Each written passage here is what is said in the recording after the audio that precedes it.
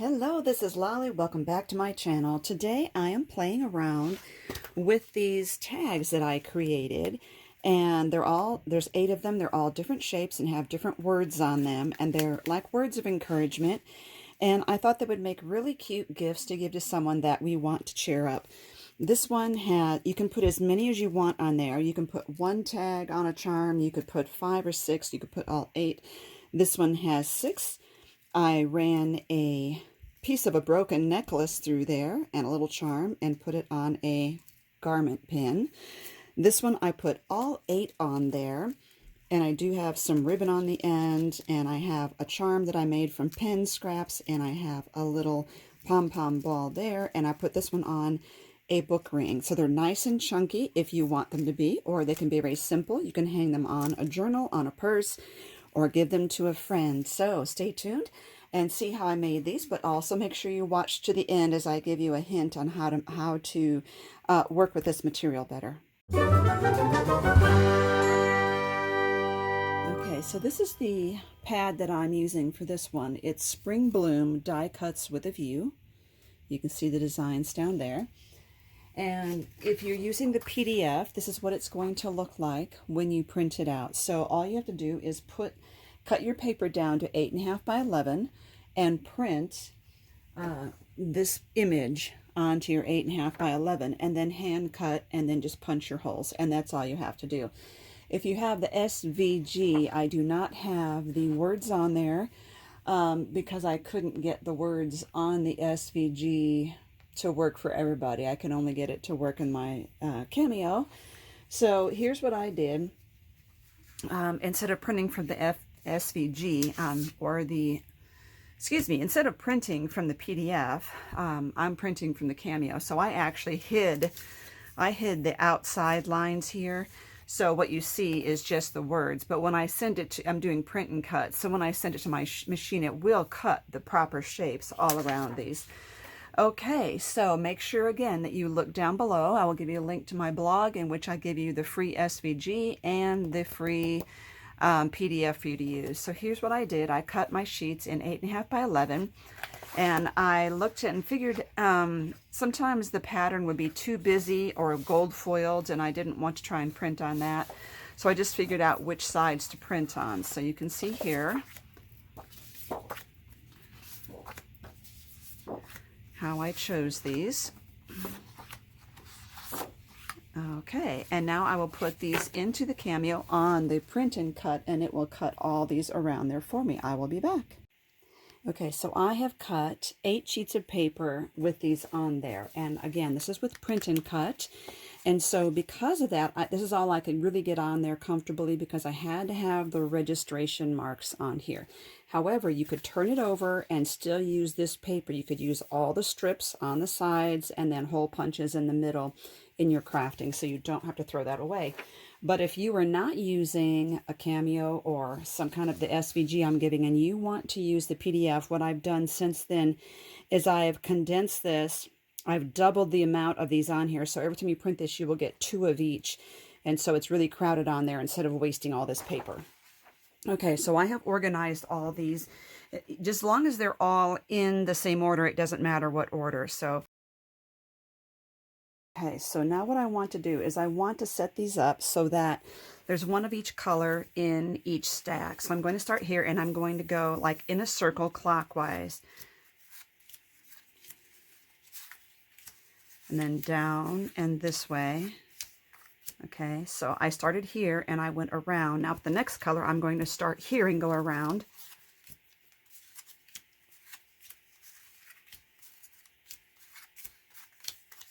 And the next one, I'm going to start here and go around.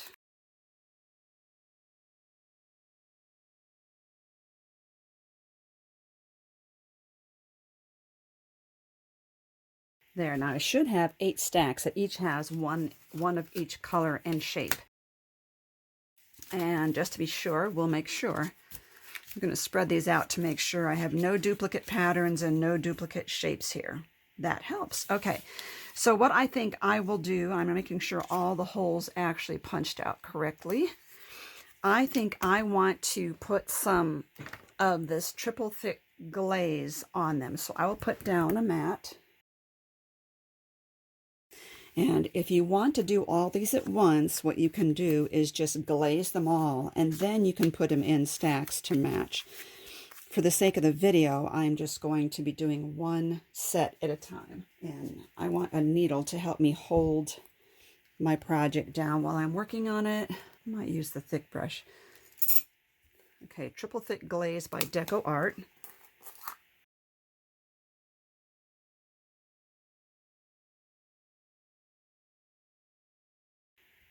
Now what I'm going to do is kind of move this over to a more dry area on my mat here.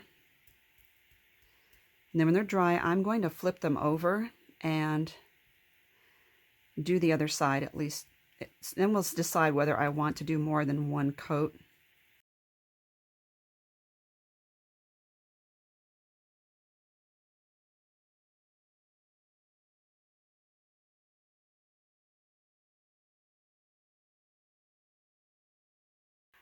Allow to dry 24 hours before use, but you know, if you're going to get heavy use out of it, that's one thing. But I think for this, as soon as it's dry to touch, I'll flip them over and do the other side.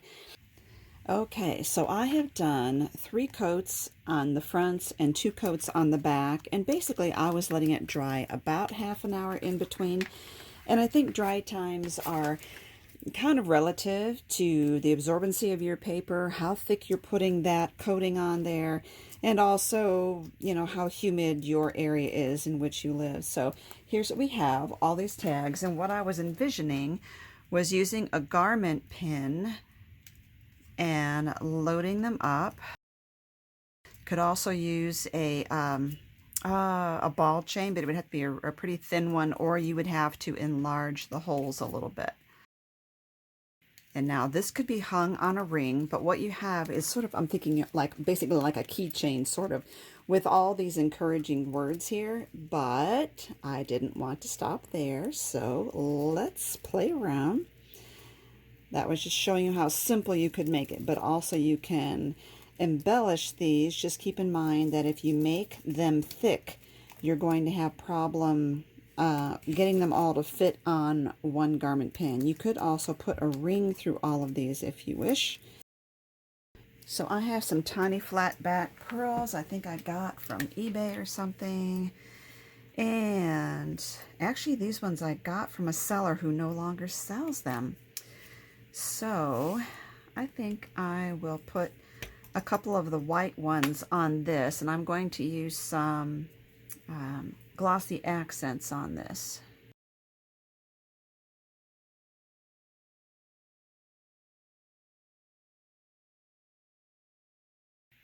Okay, let's see. I want to put a couple of these red ones.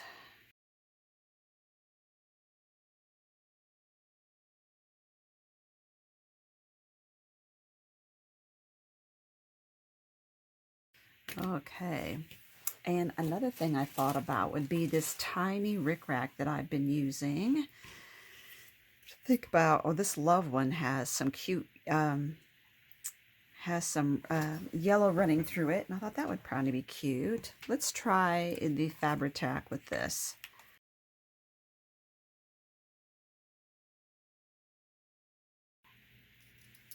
There we go, very adorable. Okay. And I also have some really adorable tiny buttons. There's an orange, I think that's orange. I'm going to use these tiny, tiny buttons. I do have some tiny buttons in my shop.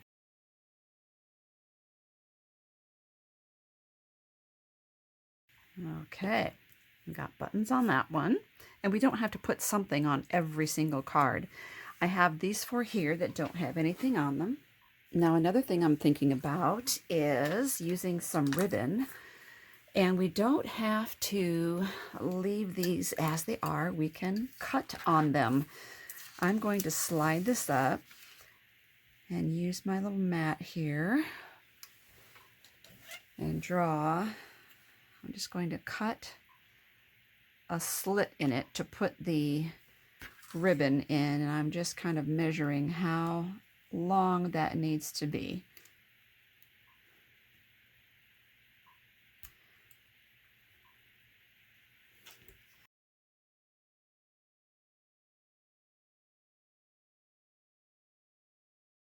Okay, and this will make the overall charm longer, and I'm going to staple this. I'm going to use the tiny attacher. I'm going to offset these a little bit. There. And then I think I'll trim like that. Very cute. That gives it a little extra interest compared to everything else. So they're not all the same shape or the same diameter. Okay, now another thing you could do would be to punch a hole on the other end and dangle a charm off of that if you wanted to. And you don't have to decorate all of these, just keep that in mind. I have this cord sitting here on my desk, and I thought, you know, I'm going to use that. I'm going to tie a little bow by making 2 loops like this and then wrapping one around the other and into the hole.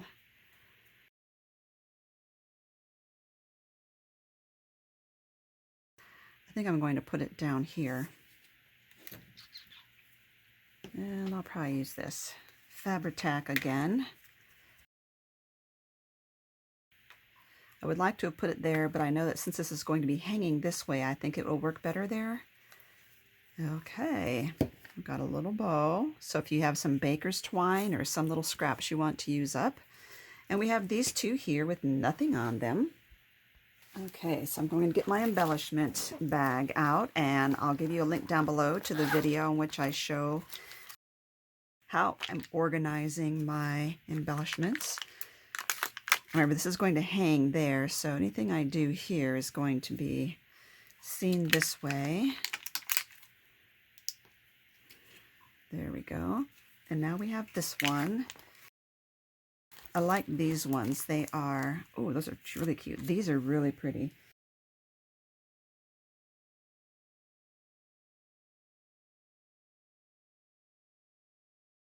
I'm going to let these dry before I string them together.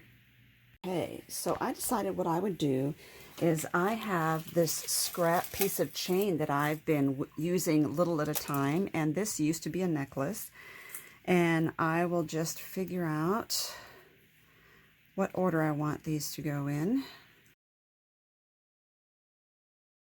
Okay, and then I'm going to thread this chain through. I think this will give me more wiggle room as far as putting these together when they might be a little chunky.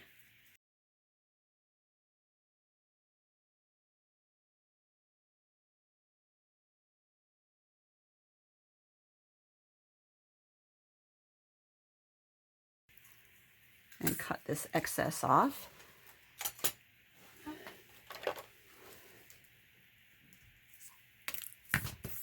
Now, it might be too long of a chain. Let's see. Probably. Now, if you have a book ring, that might be a good option too. Okay, so here's what I was thinking. I have these gourd pins that are colored, and I thought maybe the orange one would be best for this, or the green one, because the theme here seems to be mostly orange and very, you know, dealing with the gardening. I also have a charm that I made quite a while ago that is got some green and orange in it, and this was made with parts of a pen that I repurposed, and so I'll give you the video link to that down below. And I was wondering about one of these. So I was thinking of putting that. Let's see the chain.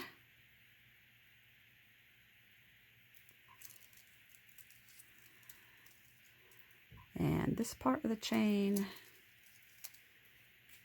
And I just remembered something, and the instructions on this said to let it cure for 24 hours, and I should have done that before assembling all of this. And the reason is these are sticking to one another. So I will probably have to take this apart and let them really cure before putting them all the way back together. But this gives you an idea of how the charm can look right there. Thank you for watching, and do as I say and not as I do. Follow the directions. So I did let it dry in between, but I think I would let it cure a little bit overnight now. Thank you for watching, everyone.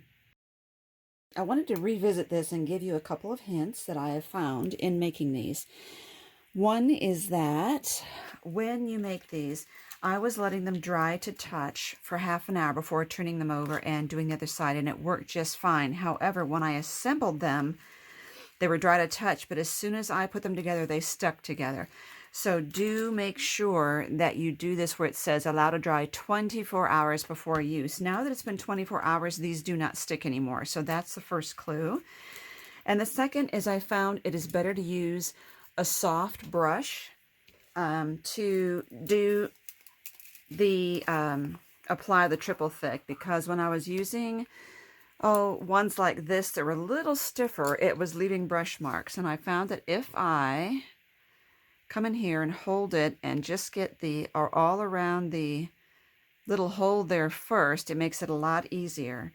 Then I can put my pin in that hole to hold it still while I give the little floppy brush a go over here. And then I'm just going to use the pin to pull it away from the wet area here. Okay, so after half hour, I can turn that over and do the other side. And again, overall, let them dry or cure for half an hour before assembling.